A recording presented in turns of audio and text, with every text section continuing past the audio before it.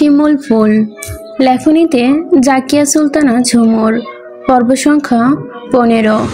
বসন্তের কোকিল তার সুরেলা কণ্ঠ দিয়ে প্রেমের বার্তা বয়ে বেড়ায়। পুষ্পের নারকেলের গাছের ডালে বসে একটা কোকিল তার কুহু কুহু ডাকে চারপাশটা মুখরিত করে দিচ্ছে।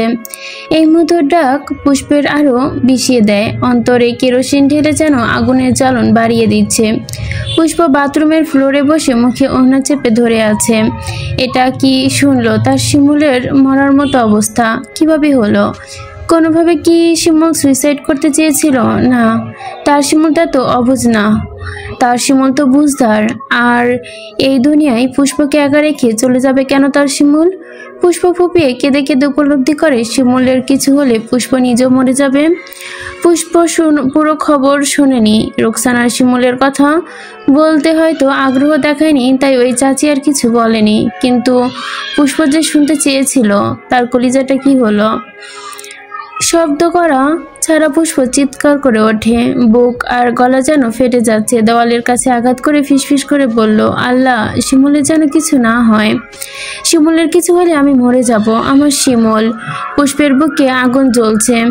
ইচ্ছে করছে ছুট্টে শিমুলের কাছে চলে যেতে।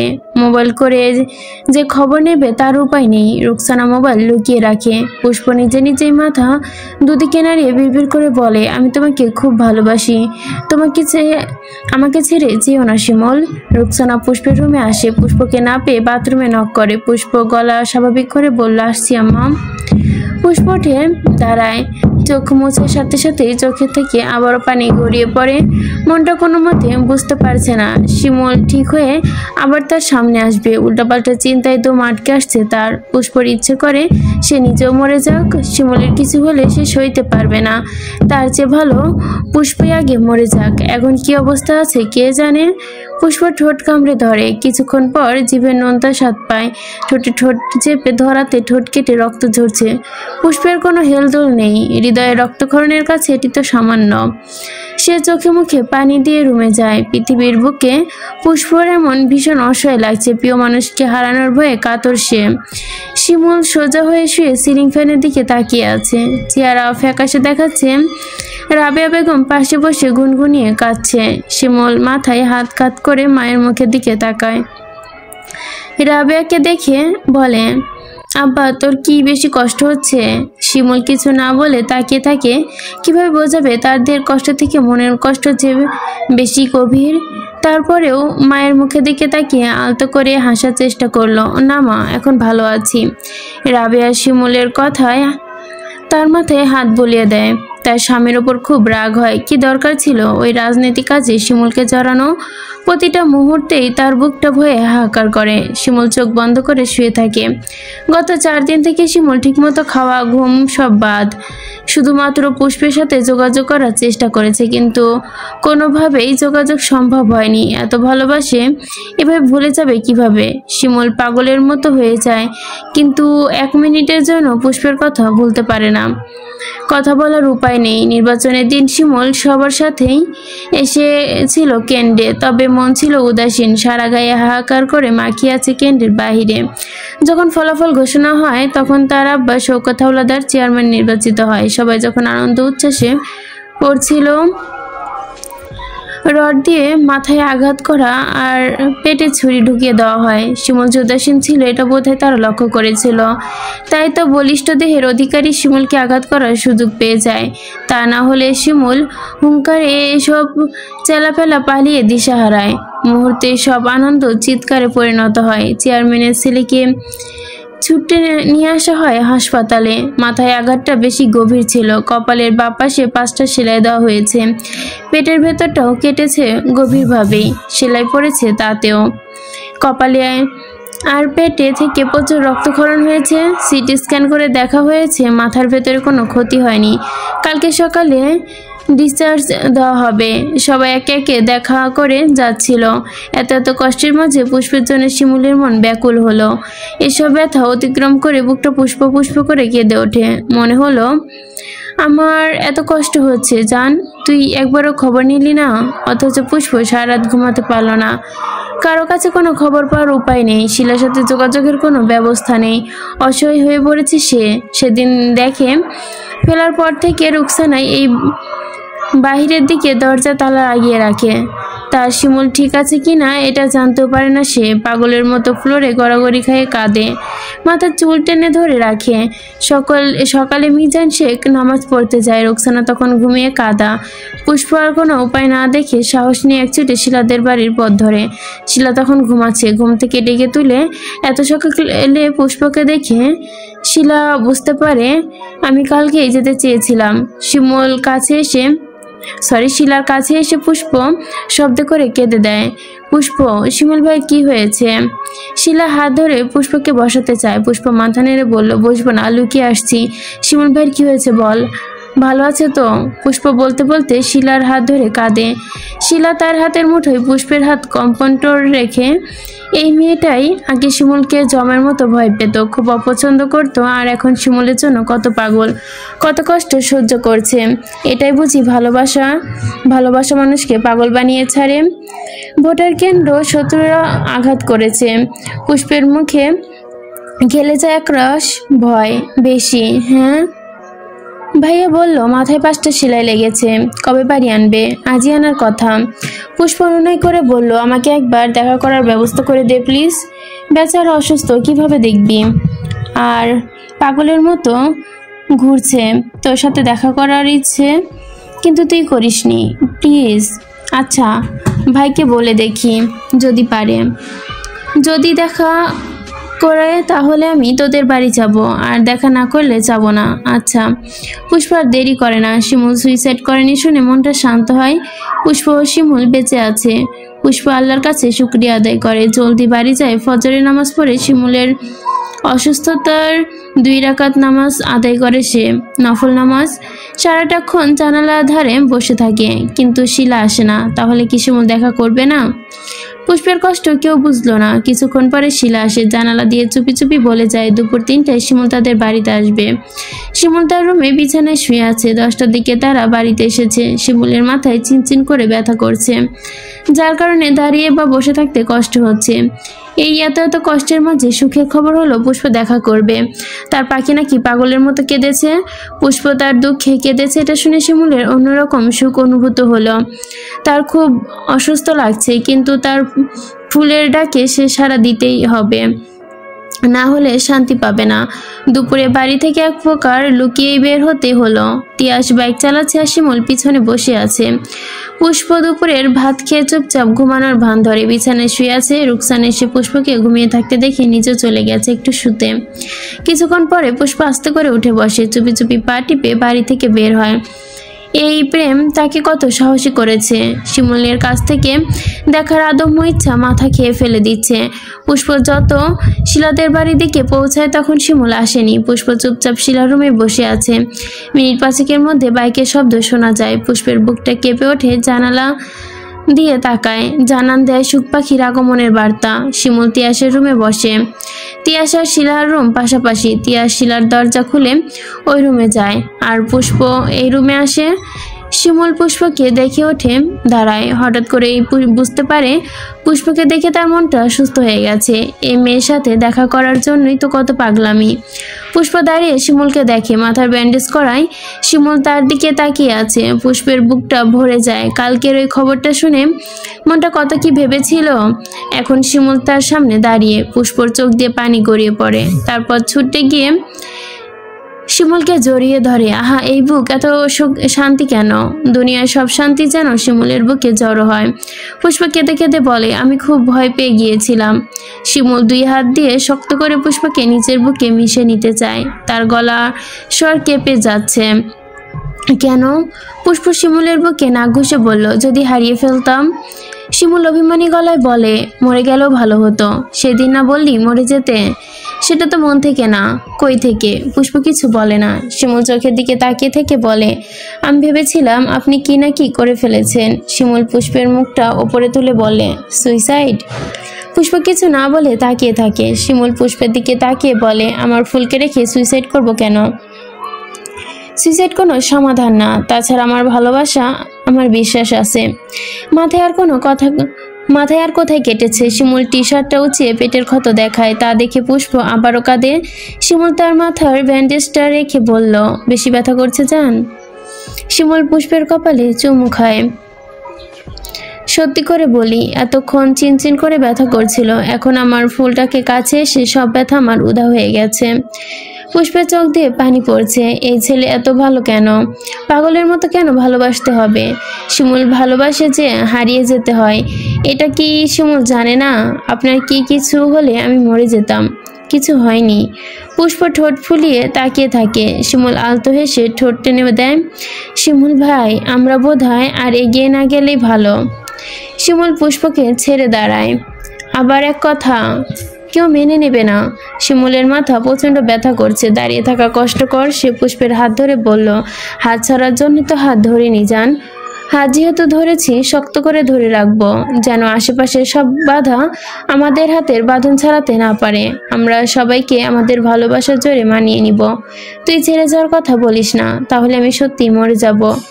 পুষ্প নিজেও তো শিমুলকে ছাড়া ভালো নেই। মাথা নিচু করে বলল, আব্বা মেনে নিবে না। আমি আছি তো, ঠিক সামলে নিব। তুই হাত ছাড়িস না, তুই আমার শক্তি। পুষ্প চুপ করে শিমুলের কথা শোনে। শিমুল তার ফুলের গালে হাত রেখে বলল, তুই ছাড়া নিঃশ্বাস নিতে খুব কষ্ট হয় জান। তো তোর কষ্ট হয় না?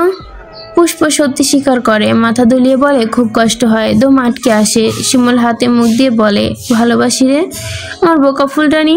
পুষ্প আবারও শিমুলের বুকে মাথা রেখে বলে, আমিও খুব ভালোবাসি। তারপর থেমে বলে, শিমুল ভাই। শিমুল বলে, ভাইটাই বলবি না, তোর ফিলিংস নষ্ট হয়। এখন থেকে শিমুল বলবি, একবার বল। পুষ্প আস্তে করে বলে, শিমুল। শিমুল পুষ্পের মতো করে আস্তে আস্তে বলে, কি জান? আমাকে আপনার বুকে লুকিয়ে নিন না। শিমুল হেসে সত্যি সত্যি পুষ্পকে বুকের লুকানোতে ব্যর্থ চেষ্টা করে। আর কখনো ছেড়ে যাওয়ার কথা বলবি না, এসব বললে আমার বুকে ব্যথা হয়, মাথা কাজ করে না, নিজেকে পাগল পাগল লাগে। মনে থাকবে? পুষ্প বলে, থাকবে। সেদিন কি খুব কষ্ট হয়েছিল তোর? পুষ্প বলে, কোন দিন? চাচা মারলো যে। পুষ্প হাসে, আপনাকে কাছে পেতে মার খেতেও রাজি, আর কাউকে মারার সুযোগ দেব না। শিমুল পুষ্পের একটা করে অনেকগুলো চুমু খায়। নিঃশ্বাস যখন বেসামাল হয় তখন পুষ্প বলে, তোকে শুধু ভালোবাসতে ইচ্ছে করে। পুষ্প আকাশের দিকে তাকিয়ে চোখ বন্ধ করে থাকে। এ কয়দিন কষ্ট করে শিমুল শুষে নিয়েছে। হাত বাড়িয়ে শিমুলের গলা আঁকড়ে ধরে, স্বল্প হাতের জোরে নিজেকে টানে। অতঃপর খুব সাহস নিয়ে এই প্রথমবারের মতো আলতো করে শিমুলের হাতে কালচে ঠোঁট ছুঁয়ে দেয়। শিমুল পুষ্পের দেওয়া পরশটা অনুভব করে, চোখে চোখ রেখে তাকায়। এই ছোট্ট একটা ছোঁয়া শিমুলের ভেতর সুনামি বয়ে যায়। ঘন চোখে তাকিয়ে থাকে। পুষ্প মোটেও লজ্জা পায় না। উঁচু করে আবারও চুমু দেয় সে। এবার শিমুল মাথা নিচু করে একটু ছুঁয়ে দেয়। পুষ্প হাত দিয়ে আরো কাছে টানে। শিমুল পুষ্পের চোখের ভাষা পড়তে পারে না, এই যেন অন্য শক্তি নিঃশক্ত চোখ। শিমুল পুষ্পের নরম ঠোঁটের মাঝে নিজেকে হারায়, বিষাদের সাথে মিলিয়ে দেয় সত্যিকারের মাধুর্য। পুষ্পর চোখ বেয়ে গড়িয়ে পড়ে উত্তপ্ত পানি। এই তো, এত ভালোবাসা ছেড়ে কি থাকা যায়? শিমুলের জন্য না হয় আরো কষ্ট সহ্য করবে, এমন পাগল পুরুষের ভালোবাসা উপেক্ষা করার সাধ্য তো তার নেই। 29 বছরের শিমুলের মনে হয় তার নরম ফুলের অধরে ছোট্ট ছায়ার মতো সুখকর বুঝি আর কিছু নেই। তখনই শিলা দরজায় ধাক্কা দিয়ে বলে, পুষ্প চাচি আসছে, বের হ। হঠাৎ শিলার ডাক শুনে দুজনে ছিটকে দূরে সরে যায়। তখনই তৃপ্তির দুজনের মুখে। শিমুল পাগলের মতো চোখ তাকিয়ে থাকে। পুষ্প শিমুলের দিকে তাকিয়ে আবারও জড়িয়ে ধরে। আপনাকে ছাড়া বেঁচে থাকতে হলে যেন আমার মরণ হয়। শিমুল বলল, আমাকে নিয়ে বেঁচে থাকবি তুই, আর মরতে তো আমি তোকে দিব না। মরলে মরবি আমার সুখের মরণে। পুষ্প লজ্জায় মাথা নামিয়ে বলে, ঠিক আছে, ওষুধ খাবেন? আচ্ছা। পুষ্প চলে যেতে নিলে শিমুল আবারও পেছন থেকে আঁকড়ে পুষ্পের পিঠটার সাথে বুক মিশিয়ে নেয়। আবার কবে দেখা করবি? জানি না। শিলা তাড়া দিলে পুষ্প বেরিয়ে যায়। শিলার টেবিলে বসে দুজন খাতা হাতে নেয়, এমন ভাব যেন পড়ালেখা করছে। রোকসানা দ্রুত গতিতে শিলাদের বাড়িতে আসে।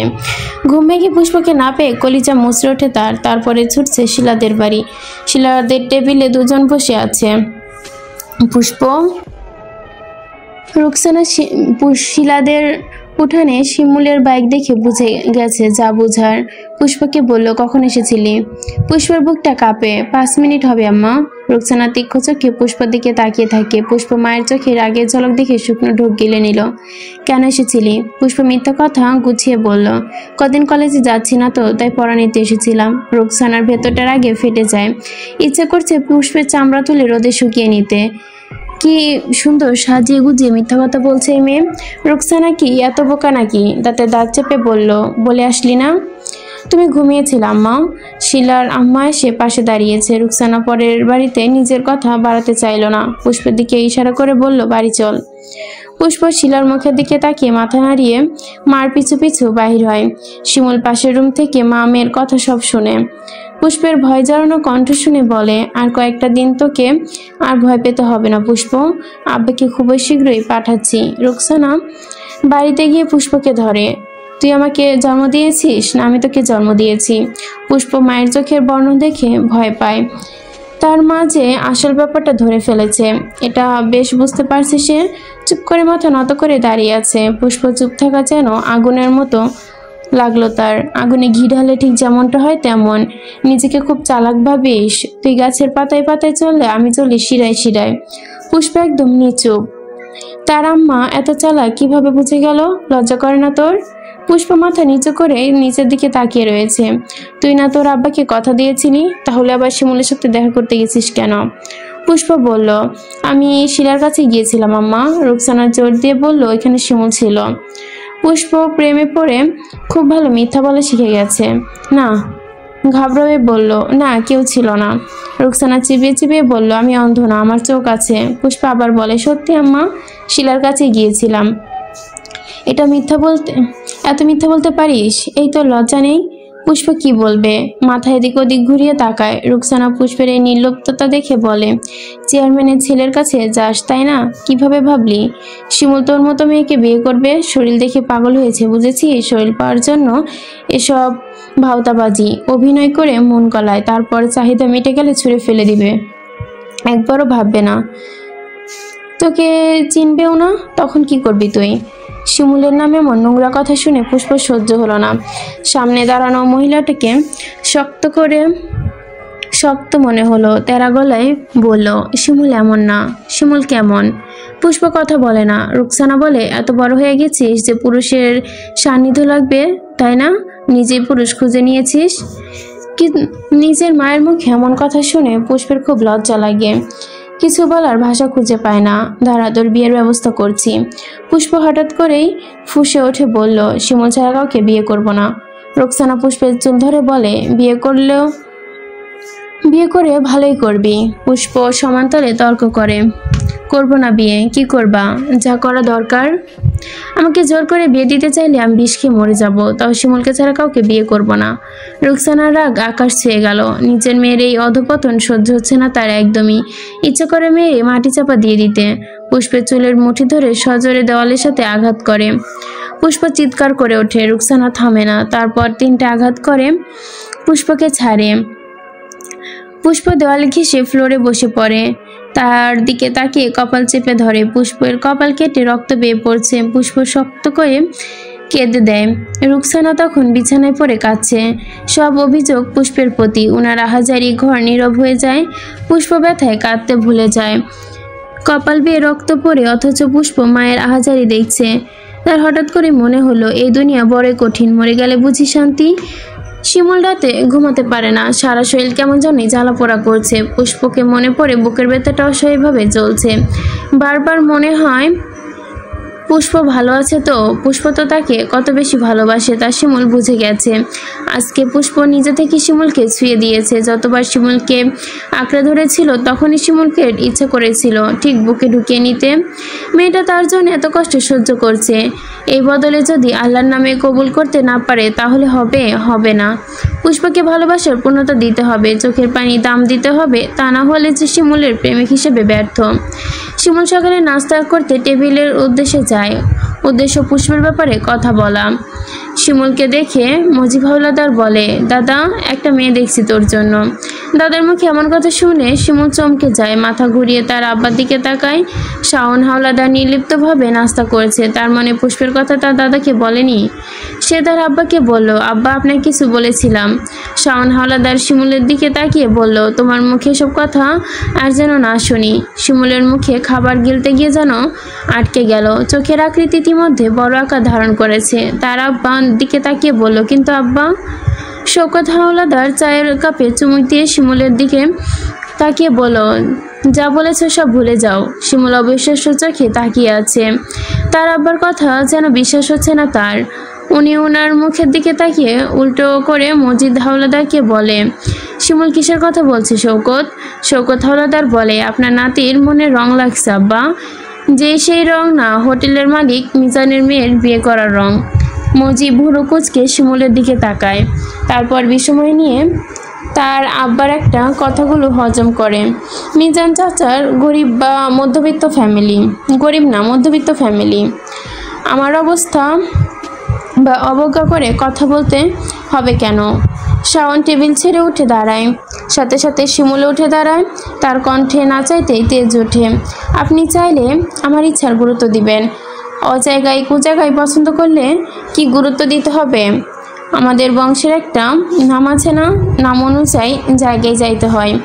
পাশ থেকে শিমুলের বুবু পেশকারা বেগম বললেন, আর জায়গা পাইলি না? ছি ছি।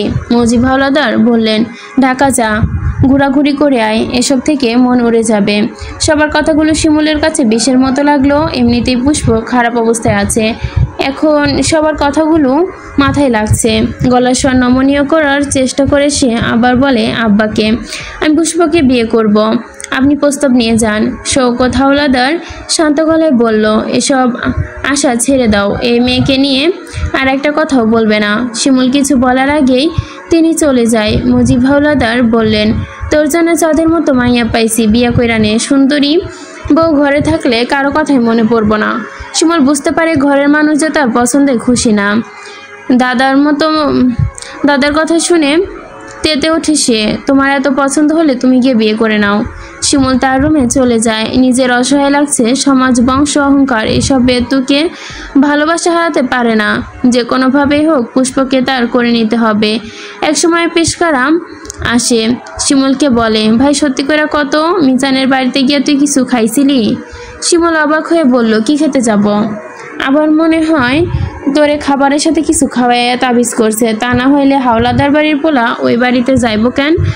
বুবুর চিন্তা ভাবনা দেখে শিমুল অবাক হয়। রুম থেকে ঠেলে তার বুবুকে বের করে বলে, তোমার মন মানসিকতা এত নোংরা কেন? বিয়ে করব বলেছি, করবই, এত কথা মজার কিছু নাই।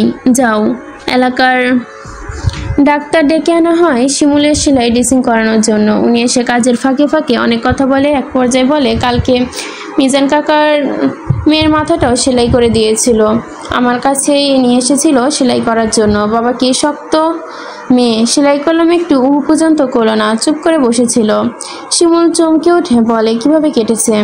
মিজান কাকা নিয়ে এসেছিল, উনি বলল বাথরুমে পা পিছলে পড়ে গিয়ে কেটেছে। শিমুলের বুকটা যেন দুমড়ে মুচড়ে হাহাকার করে উঠল। বুকের রক্তক্ষরণ হচ্ছে, নাকের ডগা অদৃশ্যভাবে কেঁপে উঠছে। নিজেকে খুব অসহায় লাগছে তার। শিমুলের জন্য এত মার খাচ্ছে, অথচ শিমুল কিছুই করতে পারছে না। কিভাবে কেটেছে এটা বুঝতে একটু কষ্ট হলো না তার? শিমুল কি আদৌ বাবা মাকে এভাবে মার খেয়েছে? কেউ তাদের ওপর শিমুল খুব রাগ হয় তার নিজের ওপরও। শিমুল তার মা রাবেয়াকে ডাকে। তিনি আসলেই ওনার কোলে মাথা রেখে শুয়ে পড়ে। মা, তুমি কি আমাকে আমার পছন্দের বিপক্ষে? ছেলের কথা তোর মুখ তুলে তাকায় রাবেয়া। ভালো লাগে না? তোর পছন্দই আমার পছন্দ, আমার ক্ষমতা থাকলে নিজে বিয়ে করিয়ে দিতাম। মায়ের কথা শুনে শিমুলের ভালো লাগে। একটা মানুষ তো আছে যে কিনা শিমুলের পছন্দের পক্ষে। আব্বাকে একটু বোঝাও না মা, ওরা না হয় একটু কম বড় লোক, তাতে কি? আমি তো বউ আনবো শ্বশুরবাড়ির বড় লোকই দিয়ে কি করব? রাবেয়া দীর্ঘশ্বাস ফেলে। এই বাড়ির লোকেরা যে চায় ক্ষমতা আর পয়সা, কিন্তু তারপরেও ছেলেটাকে সান্ত্বনা দিতে বলে, আচ্ছা বলবো। সারাদিন শিমুল আর তার আব্বা অপেক্ষা করে।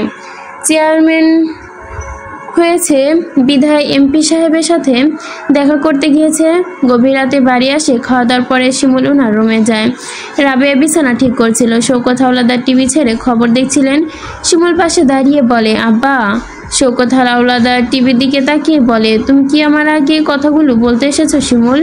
শিমুল বলে, আমি জলদি বিয়ে করতে চাই। শওকত বলেন, মেয়ে ঠিক করে ফেলেছি, আমি পুষ্পকে বিয়ে করব। শওকত হাওলাদার চোখে তাকায়। পুষ্পকে বিয়ে করলে হোটেলে ফ্রি ভাত খেতে পারবে, এর বেশি কিছু না। আর যে মেয়ে ঠিক করেছি তাকে বিয়ে করতে পারলে তোমার ক্ষমতা বাড়বে। শিমুল রেগে ওঠে। তাকে কিনা ক্ষমতার লোভ দেখায়? আমার পুষ্প হলেই চলবে, ক্ষমতা লাগবে না। শওকত ছেলের নির্লজ্জতা দেখে অবাক হয়। এমপির সাথে সম্পর্ক করা এত বড় সুযোগ হাতছাড়া করা বোকামি। কিন্তু ছেলের কথা শুনে তার চল শক্ত হয়ে আসে। আমি যেখানে বলবো সেখানে বিয়ে হবে। রাত হয়েছে, ঘুমিয়ে যাও। শিমুল যায় না, ঘাড়তারামি করে দাঁড়িয়ে থাকে। রাবেয়া এগিয়ে আসে, স্বামীর পাশে দাঁড়িয়ে নিচু স্বরে বলল, শিমুল যখন এত পছন্দ করে একটু ভেবে দেখলে হয় না? সংসার তৈ করবে। রাবেয়ার কথা শুনে শওকত হাওলাদারের মেজাজ যেন তরাকভাবে বেড়ে গেল। রাবেয়ার দিকে তাকিয়ে ঠাস করে একটা চর বসিয়ে দেয়। শিমুল রাবেয়ার ওপর ঝাড়ে। রাবেয়া গালে হাত দিয়ে ছলছল চোখে তাকিয়ে থাকে। শওকত হাওলাদার শাসিয়ে বলে, ছেলেকে একদম লাই দিবা না। যদি লাই দিয়েছ তাহলে 3 কথা শুনবা, মনে থাকে যেন। শিমুল চিরবিড়বিড়িয়ে বলে, আব্বা আপনি আমার মাকে কেন মারলেন? খবরদার মার গায়ে হাত তুলবেন না। শওকত বললেন, কি করবি হাত তুললে?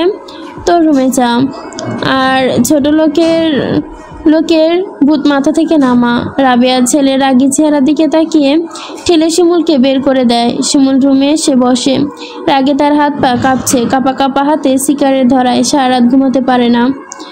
তার পুষ্প ভালো নেই, প্রতিনিয়ত বুকের কাছে ধুকধুক করছে। ইচ্ছে কষ্ট পাওয়ার মূল বিষয়, অথচ শিমুল কিছুই করতে পারছে না। এবার ভাবে পুষ্পের সাথে দেখা করতে যাবে, কিন্তু পুষ্পের বাবা মা দেখলে যদি আবার মারে। ইচ্ছেটা খুব কষ্টে ধামাচাপা দিয়ে চুপচাপ বিছানায় বসে। পুষ্পের আব্বা পুষ্পকে ডাক্তারের কাছে নিয়ে গিয়েছিল। একটা সেলাই দিয়েছে। মিজান শেখের বুঝতে দেরি লাগেনি যে রুকসানার আঘাতে কারণেই কেটেছে। পুষ্পের নীরবতা আর রুকসানার অচলে বারবার চোখ মুছা দেখে মিজান শেখ আর কিছু বলে না। পুষ্প যে শিমুলকে ভুলতে পারেনি এটা তিনি বুঝে। তিনি কিছু বলেন না। লেবু বেশি চিপলে তিতা হয়ে যায়। পুষ্পের সাথে রুকসানার কথা বন্ধ করে দিয়েছে, কিন্তু নিজে নিজে খুঁচিয়ে খুঁচিয়ে এটা সেটা বলছে। এই কথাগুলো শুনতে পুষ্পের খুব খারাপ লাগে। সারাদিন পুষ্পকে খেতে বলে না। পুষ্পের রান্না প্রায় সারাদিন কিছুই খায়নি। রাতে ঘুমানোর সময় হঠাৎ করেই তার ইচ্ছে করে মরে যেতে। শিমুলকে না পাওয়ার দুঃখ বাবা মায়ের হাহাকার মিশ্রিত নিঃশ্বাসের শব্দ তাকে পোড়ায়। এখন মনে হয় মরে গেলে শান্তি হবে তার। সিলিং ফ্যানের দিকে এক মনে তাকিয়ে থাকে সে। ওড়না ঝুলানো ভালো হবে। খাটে চেয়ার রেখে ফ্যান নাগালে পাওয়া যাবে কিনা। চেয়ারম্যান বাড়িতে ছোটবেলা থেকেই ফুলি কাজ করত। ছোট থেকে এখন বড় হয়েছে। 15 বছরের মেয়ে। সকাল সকাল গোসল করে ঠোঁটে লাল লিপস্টিক দিয়ে হাসি হাসি মুখে ডাইনিং রুমের ফার্নিচারে মুখ মুছে যাচ্ছিল। শিমুল রুম থেকে বেরিয়ে ফুলিকে দেখে বিরক্তি চোখে তাকায়। ফুলি সর, আর সকাল সকাল সংসারে আসছিস কেন? ফুলি শিমুলকে দেখে খুশিতে ঝুমঝুম করে বলে, আরে ভাইজান, আপনি এই পুরান ট্রাউজার পইরা হাঁটতাছেন কেন? বউ আইতাছে নতুন, কাপড় পরেন গিয়া যান। বউ মানে? আব্বা কি পুষ্পকে মেনে নিয়েছে? শিমুল বলল, কার বউ? ফুলি যেন অবাক, মাথায় হাত দিয়ে বলল, আল্লাহ গো, যার বিয়া তার খবর নাই, পাড়াপড়শির ঘুম নাই। আপনার বোন এমপি সাহেবের ভাগ্নির লগে বিয়া ঠিক হয়েছে আপনার। আজকে উনারা আইব। বউ নাকি আইব? বিয়ার আগে জামাইয়ের বাইতাইতে বেডি শরম নাই? ফুলি আরও অনেক কিছু বলে, কিন্তু শিমুলের কানে যায় না। দ্রুত পায়ে রান্নাঘরে মায়ের কাছে যায়। হরেক রকমের রান্নার গ্রানে ঘর মোমো করছে। রাবে ছেলের দিকে দেখে বুঝে ফেলে। শিমুলের হাত ধরে টেনে দূরে নিয়ে দাঁড়ায়। শিমুলকে বলে, এসব কিছু নি মা, আমি কিন্তু আগুন লাগিয়ে দিব। রাবেয়া চোখের পানি টলমল করে। ছেলেকে এভাবে দেখতে খারাপ লাগছে তার, কিন্তু তিনি যে অসহায়। শিমুলের দিকে তাকিয়ে বলে, আব্বা আজকে চুপ করে থাক, উল্টাপাল্টা কিছু করলে তোর আব্বা আমাকে তালাক দিয়ে দিবে। শিমুল স্তব্ধ হয়ে যায়। তার আব্বা জানে তার মা তার দুর্বল জায়গা, তাই রাবেয়াকে হাতিয়ার বানিয়েছে। মায়ের অসহায় মুখের দিকে তাকিয়ে কিছু বলে না সে। তুই না আমার আব্বা। শিমুল আর কিছু না বলে দ্রুত পায়ে ফেলে বিকট শব্দ করে দরজা বন্ধ করে দেয়। পোল্টিবাজ বাপ সব জায়গায় গুটি জিতে যায়, স্বার্থপর লোক। খুব ভোরে চেঁচামেচি শুরু হয়। পুষ্প ঘুম ভেঙে যায়, বিছানা ছেড়ে হুমু করে উঠে দাঁড়ায়। বাইরে গিয়ে বুঝতে পারে পাশের বাড়িতে আগুন লেগেছে। মিজান, শেখ আর রোকসানা সেখানেই। পুষ্প কি ভেবে আবার ঘরে আসে। রোকসানা বালিশের কাছে মোবাইল পড়ে রয়েছে। পুষ্প দ্রুত হাতে শিমুলের নাম্বার ডায়াল করে। শিমুল কেটে দেয়। সেকেন্ড পরে মোবাইলে তার স্বর চেঁচিয়ে ওঠে। পুষ্প রিসিভ করে। হ্যালো। পুষ্পের গলা শুনতে পেয়ে শিমুল চোখ বন্ধ করে ফেলে। পুষ্প বাচ্চাদের মতো কাঁদে। এই তুমি কথা বলো না কেন? পুষ্প এই প্রথম শিমুলকে তুমি করে বলছে। শিমুল খুশি হওয়ার কথা ছিল, অথচ কান্না পাচ্ছে। দীপ্তিময় চোখ জোড়া লাল লাল হয়ে গেছে। লঘু গলায় ভালো আছি জানিস জান। শিমুলের আদরের কণ্ঠ শুনে বুক চেপে ধরে তার। পুষ্প ফুপিয়ে ফুপিয়ে বলে, একটুও ভালো নেই। শিমুলের ঠোঁট কাঁপে। এই মেয়েকে কে? সে একটু শান্তি দিচ্ছে না, আবার নিজেকে কিনা অন্য মেয়ের বাড়ির বউ হওয়ার জন্য চলে আসছে। শিমুলের বুকটা ব্যথা করে, নিঃশ্বাস আটকে আসে। খুব ভালোবাসি আমার ফুলকে। পুষ্প টুকরো করে কেঁদে ওঠে। একটু দুনিয়ার বেড়া জলে তারা সহ্য হচ্ছে না। ভালোবাসা তো কষ্টের কেন শিমুল? আমি যে সইতে পারছি না, মরে যাব। খুব গোপনে শিমুলের চোখ দিয়ে জল গড়িয়ে পড়ে। পুষ্পের কান্না বুকে ছুরির মতো আঘাত হানে। পুষ্পের কথা শুনে বলে, আমার সাথে নিয়ে মর। পুষ্প, খবরটা রাখা, মরতে যাবি না। পুষ্প বলে, আমাকে বিয়ে করবা তো? শিমুল বলে, করব। শিমুলের ফুল ছাড়া শিমুল গাছের দম নেই যে। আম্মা তো মারে, আমি সহ্য করতে পারি না, আমাকে তোমার কাছে নিয়ে যাও। শিমুল চোখ বন্ধ করে তার ফুলের নিষ্পাপ কথাগুলো শুনে খুব শীঘ্রই নিয়ে আসব। পুষ্প বলে, অশান্তি লাগে আমারও। তোমার বাড়িতে জানিয়েছ? শিমুল দাঁত দিয়ে ঠোঁট কামড়ে। পুষ্পকে কেউ মেনে নেয়নি, অথচ আজকে অন্য মেয়ে তার বাড়িতে আসবে। এটা যদি পুষ্প জানতে পারে, ছোট্ট মেয়েটা এই এত বিরহ নিতে পারবে না। জানিয়েছি। পুষ্প খুব আদরের গলায় বলে, শোনো, আমি কিন্তু তোমাকে ছাড়া মরে যাব, মনে রেখো। শিমুলের চোখ দিয়ে পানি পড়ে। বেশি কথা বলতে পারে না, ছোট্ট করে বলে, রাখবো। রাখি, আম্মা আসবে। শিমুল হাত উল্টে চোখ মুছে নেয়। আচ্ছা। ফোন কাটার পরে শিমুলের ইচ্ছে করে গড়াগড়ি দিয়ে কাঁদতে, কিন্তু পারে না। তার পুষ্প তার কাছে আসতে চাইছে, কিন্তু পুষ্প বদলে আর একজন আসছে তাদের বাড়িতে। শিমুল যেন আর নিতে পারছে না।